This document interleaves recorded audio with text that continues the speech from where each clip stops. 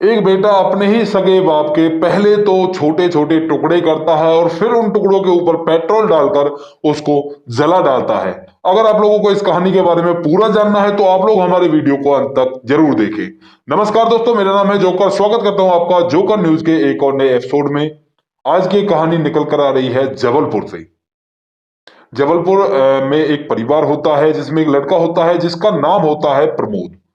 और जो उसके माता पिता होते हैं वो उसको खूब सारा प्यार किया करते हैं और लड़के की बहुत अच्छी तरह से शादी भी की जाती है। और जो उसका पिता होता है वो उसकी हर एक ख्वाहिश को पूरा किया करता है, यानी कि पिता जो अपने लड़का प्रमोद है उससे बहुत सारा प्यार किया करता है।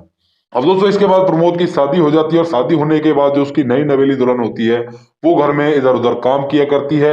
और जो प्रमोद का पिताजी है वो उसको गंदी नजरों से देखता है, ऐसा कहना था प्रमोद की वाइफ का।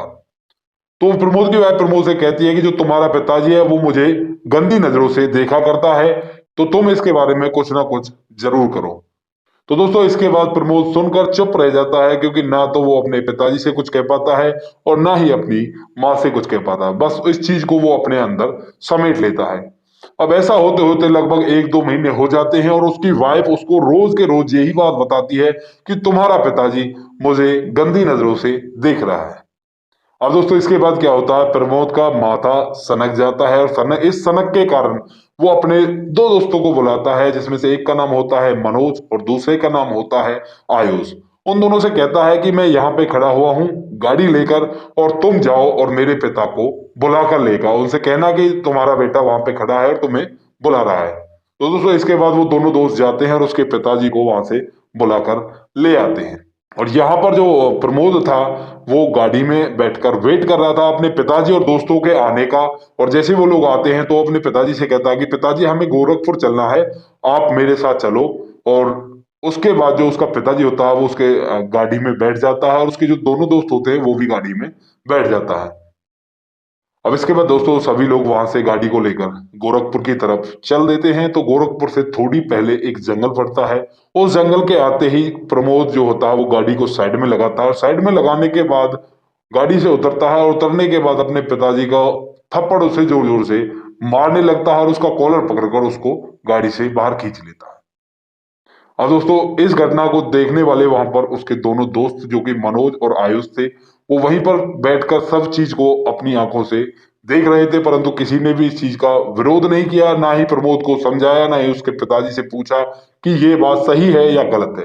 अब दोस्तों इसके बाद जो प्रमोद होता है अपने पिताजी को खींचकर जंगल में ले जाता है और ले जाता हुआ भी मारता पीटता रहता है।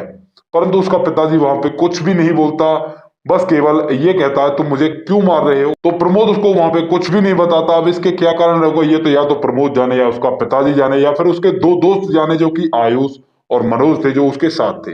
अब दोस्तों इसके बाद जो प्रमोद होता है वो गाड़ी की डिग्गी से एक कुल्हाड़ी निकालता है और कुल्हाड़ी निकालने के बाद अपने पिता के ऊपर बार बार प्रहार करने लगता है। और इतने प्रहार करता है कि उसके छोटे छोटे टुकड़े वहां पर हो जाते हैं। अब दोस्तों इसके बाद वो उस गाड़ी की तरफ जाता है और गाड़ी से पेट्रोल निकालता है एक बोतल के अंदर और अपने पिता की डेड बॉडी के छोटे छोटे टुकड़ों पर पेट्रोल को डालकर आग लगा देता है दोस्तों। अब इसके बाद दोस्तों वो तीनों वहां से आ जाते हैं, अपने अपने घर चले जाते हैं। और जाने के बाद प्रमोद अपने घर जाता है और जाने के बाद अपनी माँ से कहता है कि माँ, शाम हो गई अभी तक पिताजी क्यों नहीं आए। दोस्तों उसके बाद उसकी माँ कहती है कि बेटा पता नहीं कहाँ गए, तू कहीं ना कहीं उनको ढूंढ के ला। यानी कि यहाँ पर जो प्रमोद था वो यहाँ पर अभिनय कर रहा था, यानी कि एक तरह से नाटक कर रहा था कि पिताजी कहाँ गए, और इस तरह से थोड़ा बहुत विलाप भी वो वहां पे करने लगता है। अब दोस्तों इसके बाद वो खुद ही जो प्रमोद होता है वो पुलिस स्टेशन जाता है और अपने पिता की गुमशुदगी की रिपोर्ट दर्ज वहां पे कराता है। अब इसके बाद दोस्तों जहां पर उन्होंने डेड बॉडी जलाई थी तो वहां से पुलिस को एक फोन आता है और उनको बताया जाता है कि इस तरह से एक डेड बॉडी के टुकड़े कर कर उनको जलाया गया है और वो अध जले हुए यहाँ पे पड़े हैं। तो इसके बाद पुलिस वहां पर जाती है और जाने के बाद उस लड़के प्रमोद को बुलाती है और उससे पूछा जाता है कि क्या ये तुम्हारे पिताजी की डेड बॉडी है। तो दोस्तों यहाँ पर तो जो प्रमोद था वो अभिनय कर रहा था, परंतु उसको ये तो पता ही था कि ये मेरे पिताजी की डेड बॉडी है, क्योंकि उसी ने उसको वहां पे जलाया था।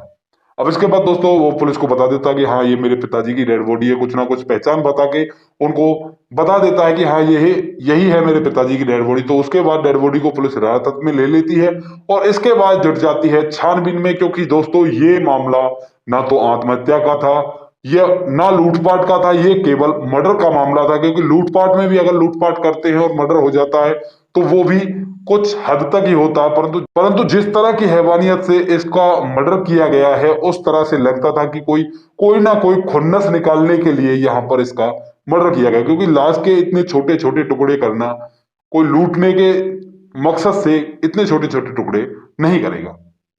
अब दोस्तों इसके बाद पुलिस अपनी तहकीकात में जुटती है और वो आकर प्रमोद की मां से पूछती है कि लास्ट में आपने इनको किसके साथ देखा था। तो उसके बाद प्रमोद की मां बता देती है कि इसके दो दोस्त हैं मेरे लड़के के, प्रमोद के, आयुष और मनोज, उनके साथ मैंने इनको देखा था। अब उसके बाद दोस्तों पुलिस उन दोनों को अपनी हिरासत में लेती है और हिरासत में लेने के बाद उनसे पूछताछ की जाती है सख्ताई के साथ। तो वो सब कुछ तोते की तरह बोलने लगते हैं और बता देते हैं कि इस तरह से साहब प्रमोद ने ही अपने पिता को मारा है और उसने हम लोगों से कहा था कि तुम पिताजी को लेकर आओ, फिर उसके बाद गाड़ी में चले गए और ऐसे ऐसे करके ये घटनाक्रम घटा है। तो दोस्तों इसके बाद पुलिस प्रमोद को भी हिरासत में ले लेती है और हिरासत में लेने के बाद उससे पूछा जाता है कि भाई तूने अपने पिता का कत्ल क्यों किया। अब उसके बाद वो अपनी पूरी की पूरी घटना पुलिस को सुना देता है। अब इस घटना को बताने के बाद आप लोगों से पूछना चाहूंगा, आप लोग यहाँ पर क्या कहना चाहोगे, यहाँ पर कौन सही है कौन गलत है, अपनी रेकमेंड बॉक्स में जरूर लिखें। बाकी दोस्तों आपको इन घटनाओं को सुनाने का उद्देश्य हमारा बिल्कुल भी आपको परेशान करना नहीं है, ये केवल समाज की वो सच्चाइयां हैं जिनको आप लोगों के सामने रखना इसलिए जरूरी है ताकि आप लोग इनसे कुछ ना कुछ सीख ले सको और अपने आप को इस तरह की घटनाओं से बचा सको। यहाँ पर प्रमोद अगर अपने पिताजी और माताजी से बात करता है इस चीज के बारे में तो हो सकता है ये घटनाक्रम नहीं घटता, उसका पिताजी अभी तक जिंदा रहता, या फिर हो सकता है कि वो उसकी जो वाइफ थी वो झूठ बोल रही हो। यहाँ पर कुछ भी हो सकता है क्योंकि कोई भी बात यहाँ पर इस तरह से क्लियर नहीं है।